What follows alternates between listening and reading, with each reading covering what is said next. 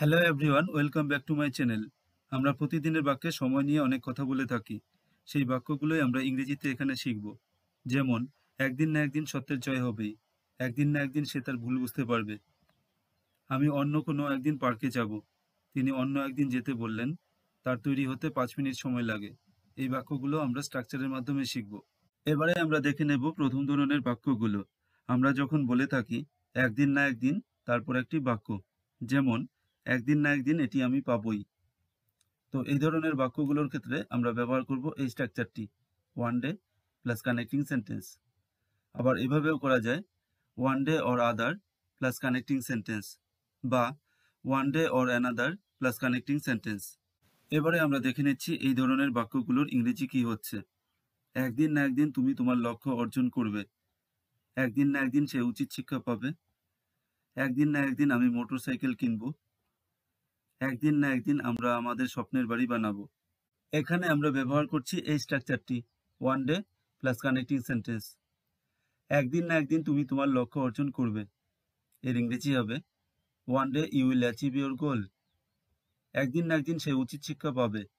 এর ইংরেজি হবে one day he will get the lesson that he deserves. একদিন না একদিন আমি মোটরসাইকেল কিনবো। এর ইংরেজি হবে one day I will purchase A motorcycle. একদিন না একদিন আমরা আমাদের স্বপ্নের বাড়ি বানাবো।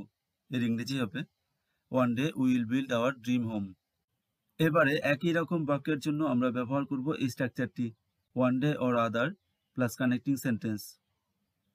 একদিন না একদিন সত্যের জয় হবেই। একদিন না একদিন আমি অনেক টাকা রোজগার করব। একদিন না একদিন আমি বিদেশ ভ্রমণে যাব। একদিন না একদিন সে তার ভুল বুঝতে পারবে। এবারে প্রথম বাক্যটি, একদিন না একদিন সত্যের জয় হবেই। এর ইংরেজি হবে one day or other truth will prevail. আবার আমরা এভাবে বলতে পারি, one day or another truth will prevail. একদিন না একদিন আমি অনেক টাকা রোজগার করব। এর ইংরেজি হবে one day or other I will earn A lot of money. একদিন না একদিন আমি বিদেশ ভ্রমণে যাব। এর ইংরেজি হবে one day or other I will travel aboard. একদিন না একদিন সে তার ভুল বুঝতে পারবে।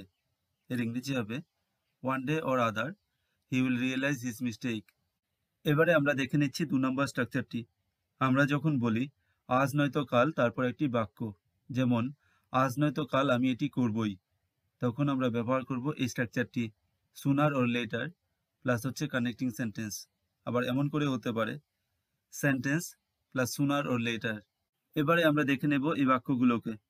আজ নয়তো কাল সে আমার হবে। আজ নয়তো কাল এটি ঘটতে বাধ্য। আজ নয়তো কাল তারা বিয়ে করবে। আজ নয়তো কাল তুমি ব্যাপারটা বুঝতে পারবে। এবারে প্রথম বাক্যটি, আজ নয়তো কাল সে আমার হবে। এর ইংরেজি হবে sooner or later she will be mine.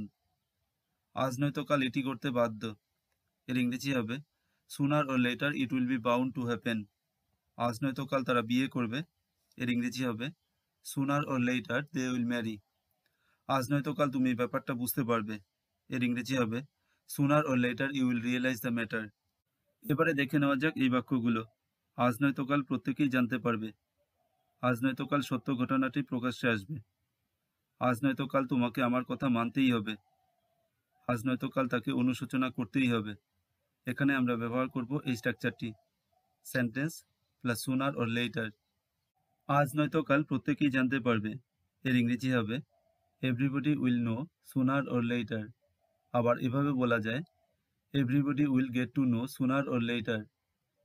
আজ নয়তো কাল সত্য ঘটনাটি প্রকাশ্যে আসবে। এর ইংরেজি হবে the truth will come to light sooner or later. আজ নয়তো কাল তোমাকে আমার কথা মানতেই হবে। এর ইংরেজি হবে you must obey my words sooner or letter.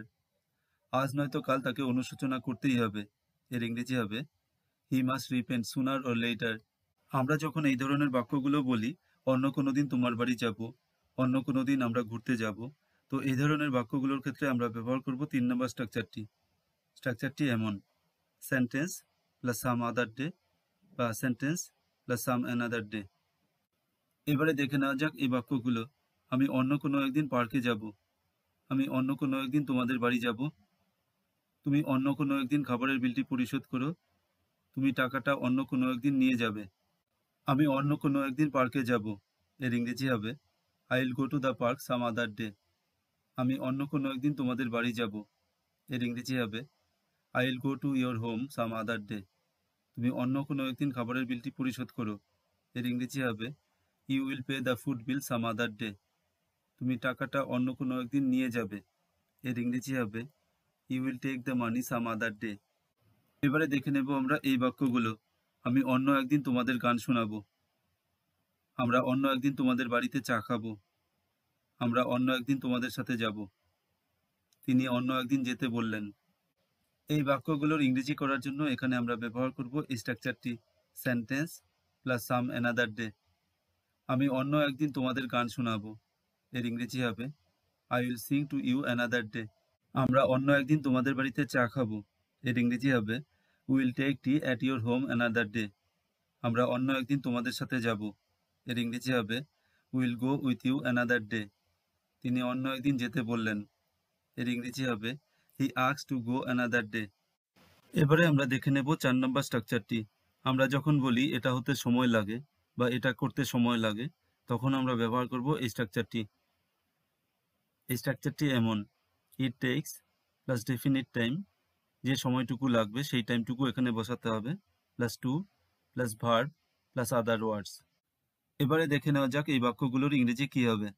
সেখানে যেতে 10 মিনিট সময় লাগে। বাসে যেতে 20 বা 20 মিনিট সময় লাগে। ভাত রাঁধতে 30 মিনিট সময় লাগে। মেশিনটি চালু করতে 5 সেকেন্ড সময় লাগে। এবারে এই বাক্যটি সেখানে যেতে 10 মিনিট সময় লাগে। এর ইংরেজি হবে it takes 10 minutes to get there. বাসে যেতে 20 বা 20 মিনিট সময় লাগে। এর ইংরেজি হবে it takes 20 minutes to go by bus. ভাত রাঁধতে 30 মিনিট সময় লাগে। এর ইংরেজি হবে it takes 30 minutes to cook the rice. মেশিনটি চালু করতে 5 সেকেন্ড সময় লাগে। এর ইংরেজি হবে it takes 5 seconds to start the machine. এবারে দেখে নেওয়া যাক আরও কিছু বাক্যের ইংরেজি। সেখানে পৌঁছাতে আমার 15 মিনিট সময় লাগে। তার তৈরি হতে 5 মিনিট সময় লাগে। স্যুপটি তৈরি করতে আমার মাত্র 6 মিনিট সময় লাগে। এটা সমাধান করতে আমার 5 মিনিট সময় লাগে। সেখানে পৌঁছাতে আমার 15 মিনিট সময় লাগে। এর ইংরেজি হবে it takes 15 minutes for me to reach there. তার তৈরি হতে 5 মিনিট সময় লাগে। এর ইংরেজি হবে it takes 5 minutes for him to get ready. স্যুপটি তৈরি করতে আমার মাত্র 6 মিনিট সময় লাগে। এর ইংরেজি হবে it only takes 6 minutes for me to make the soup. এটা সমাধান করতে আমার 5 মিনিট সময় লাগে। এর ইংরেজি হবে it takes 5 minutes for me to solve. পরবর্তীতে এমন ধরনের বাক্যের ইংরেজি আরও থাকছে। Thanks for watching, have a great day.